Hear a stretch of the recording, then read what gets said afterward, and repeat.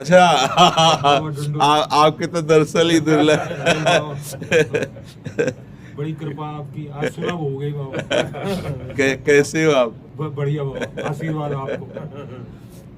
बाबा मैं भी आया हूँ।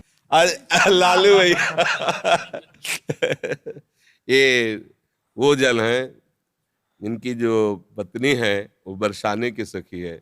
जब हमें कहीं रोटी नहीं मिलती तो आखिरी घर में इनके जाते थे मांगने, और कहते कि राधे बाबा मिली? तुम चुप हो, नहीं मिली बाबा ना? हाँ माता जी नहीं। अरे बैठो बाबा बैठो, बैठ नहीं, मतलब एक जगह पाना। अरे बाबा हमारी श्री जी का तू है, काहे को सब प्रपंच सोचता है, एक जगह पर बैठ। सालों प्राय मिलती ही नहीं थी शाम की रोटी, तो इली के मतलब माँ जैसे प्यार करने या ब्रजवासियों का प्यार, मतलब अरे छोटे छोटे बच्चे ऐसा ये घेर लेते, और बाबा ये प्रश्न, वो बाबा काशी की बात बताओ बाबा, मतलब ब्रजवासियों का जो प्रेम है ना, वही भगवत प्रेम प्रदान करता है, ब्रजवासी कृपा। अब ये बालक था, इससे कहा लालू भैया यार मेरे सौभाग्य में तो नहीं आ रहा कि मैं वृंदावन वास करूं, तू बोल दे तो मुझे विश्वास है वृंदावन। बोले जा बाबा हो जाएगा वृंदावन। लालू को दे दियो वो होली की वो मैंने ललता ने भेजी है बाबा। अच्छा अच्छा। प्रसादी बाबा चुंदरी बरसाने गई ना बाद होली वाले दिन, तो बाद में लाडली जी की बाबा बहुत बहुत उनकी ओढ़ी भैया महाराज जी, ओढ़ी भैया श्री जी की चरण प्रसादी होगा।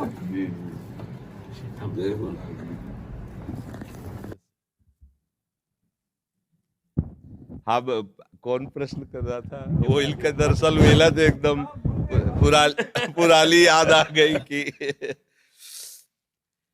बहुत बहुत इनके जो पिताजी थे ना, गृहस्थ में रहते हुए परम सन्यासी, मतलब ऐसी सदगति तो बहुत बड़े परमहंसों की होती जैसे तुम्हारे बाबा की हुई, ऐसी मतलब आंखों देखी बात, एक बूंद पानी नहीं, एक अन्न का टुकड़ा नहीं, बच्चों की तरफ आंख खोल के देखना नहीं। अंतिम जो स्थिति थी ना, केवल बिहारी जी भगवदाकार वृत्ति, सर हमें लगता कई दिन तक ऐसी स्थिति रही कि उन्होंने पानी भी नहीं पिया। बरसाने बोले दर्शन करके आऊंगो, बरसाने से दर्शन करके जैसे ही घर आए बोले आज से मेरा अन्न बंद है। हाँ, अन्न नहीं लूंगा, खाली दूध लूंगा और ठाकुर जी को चरणामृत। आखिरी दिनों में ऐसा सूख के शरीर, ऐसे जैसे योगियों का प्राण जाता है ना, ऐसे इनके बाबा बिल्कुल निरपेक्ष, ना बच्चा न बच्ची न बहू, किसी से कोई मतलब, गृहस्थ और जीवन भी सन्यासी जैसा। 4 बजे तड़के लंगोटी पहन करके यमुना किनारे भीषण सर्दी में, जहां अच्छे अच्छे काप जाए इनके बाबा, ऐसे फिर चिड़ियों को लमकी लाला सब। कोई संत अगर प्रणाम कर दे तो तुम्हें तुम्हारे गुरु और इष्ट की कसम है, अगर प्रणाम किया ऐसे कहा, बिल्कुल इस सख्त। ये गृहस्थ जन नहीं है, ये ब्रजवासी भगवत स्वरूप है। मन में भाषा में जी आती है उनकी बाबा, मैं अपने मनी मन में आपसे कभी कही नहीं, आज कह रहा हूँ बाबा चैन से रहो, चक्र भोजन करो, तुम्हें ठाकुर जी मिल जाए, जी बात कहते हो। हमें पता है आप सबके आशीर्वाद से ही, नहीं तो कब, तो देखो इनकी रोटी पा करके हम जिए हैं। आज भी बच्चा भगवत कृपा से हमारे भोजन में पहले ब्रजवासी करना आता है, 3-4 ब्रजवासी जिनकी रोटियां आती हैं, तो हम जीते भी ब्रजवासी। देखो चाहे जो बची हुई हो, एक बात काम की बात, ये सब तो बात तो बहुत है। अब कोई दिन जब चिंतन में एकांत में बैठो तो एक बार बाबा श्री जी से ठाकुर जी से कह दियो कि तुम्हारा अधम बालक है, बाबा ध्यान रखियो। क्या ध्यान में रखना है उनको? बस ध्यान में जी रखियो बाबा कि हमारा जन्म व्यर्थ नहीं चला। वो तो पास है, वो तो व्यर्थ होला ही नहीं, ये तो पक्का। आप समझो जब आप खेलने खालने तो बड़े बड़े सिद्धों की चरण धूल पड़ी ता तुम्हारा जन्म हुआ है। इस बात को तो भूल जाओ, तुम इस बात को भूल जाओ कि कोई गति या दुर्गति, ये किसी साधनों वाला क्षेत्र नहीं है। भजन भजन तो हुए ना, उसकी चिंता भी मत करो। काहू के बल भजल को काहू के आचार, और ब्यास भरोसे कुंवर के सोवत पाव पसार। अगर आपको ऐसा है कि बाबा हमारे बिहारी जो हमारे, तो आप निश्चिंत रहो, पासबुक बनी बनी है एकदम, बस वो बैंक से निकालना है केवल, बिल्कुल पक्का समझो। वृंदावन में लिखो रहे ना, मेरा वृंदावन ऐसे मेरे बाबा। बाबा जो कहते ना ये इनके प्रकार चाहे कछु भी हो कैसे भी हो, कोई ना कोई संत भगवान स्वरूप में ऐसे ही 9 बजे तक दोनों लगे रहते। हमारे पिताजी कहते बाबा को बहुत दूर हाँ, सीढ़ी से उतरते चढ़ते 1 घंटा बाबा हिल के आते, चलो बच्चों चलो जाले दो बाबा को जाले दो, और ये दोनों लगे रहते खड़े। अब ये चुप होते तो बैल प्रश्न करते। भगवान श्री कृष्ण जी की गीता आपको एक सफल इंसान बना देगी। कृपा करके इस वीडियो को पूरा देखिए।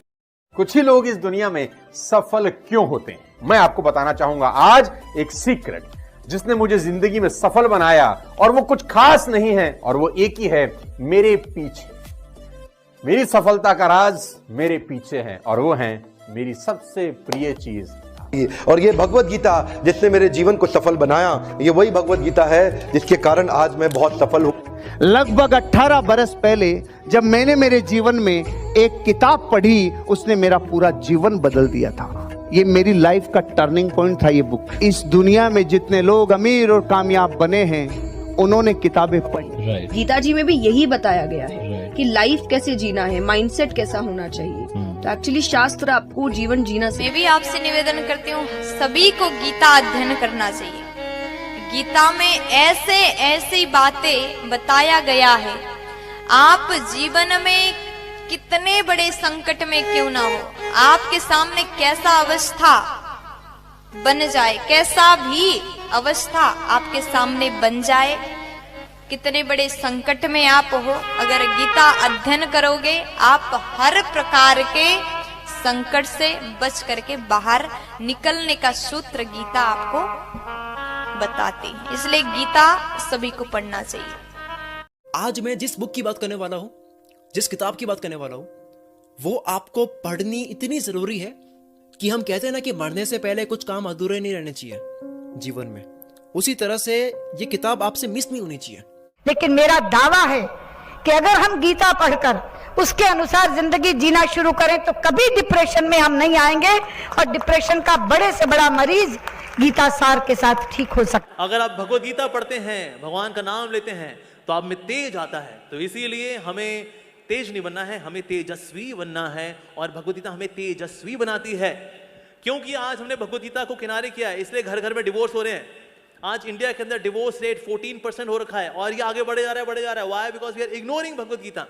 आज हमारे यूथ सुसाइड कर रहा है।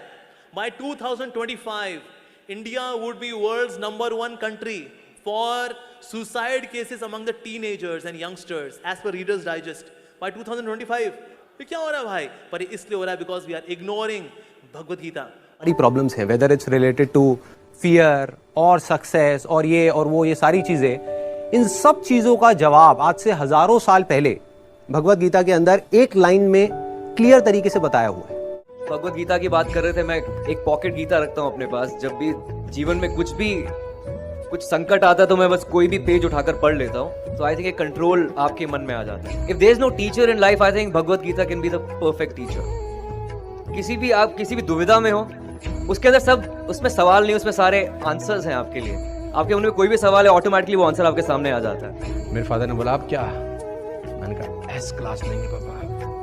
बोले यार तू मिडिल क्लास से एस क्लास पे पहुंच रहा है। मैंने कहा देखो काम कर रहा है कि नहीं कर रहा है जुगाड़। बोला हाँ काम तो करता है यार, सही जुगाड़ बहुत सही है। कौन सी किताब? मैंने कहा ये 200 रुपये किताब थी मात्र, जिंदगी पूरी बदल दी इसने हमारी। साथियों, गीता धर्म ग्रंथ तो है, पर ये जीवन ग्रंथ भी है।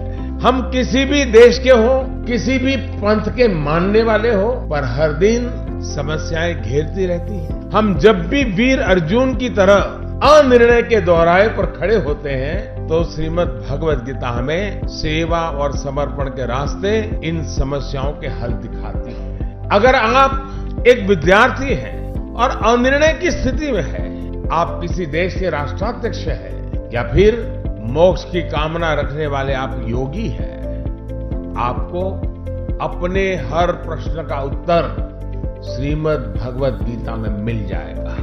मैं तो मानता हूं कि गीता मानव जीवन की सबसे बड़ी मैनुअल बुक है। जीवन की हर समस्या का हल गीता में कहीं न कहीं मिल जाता है।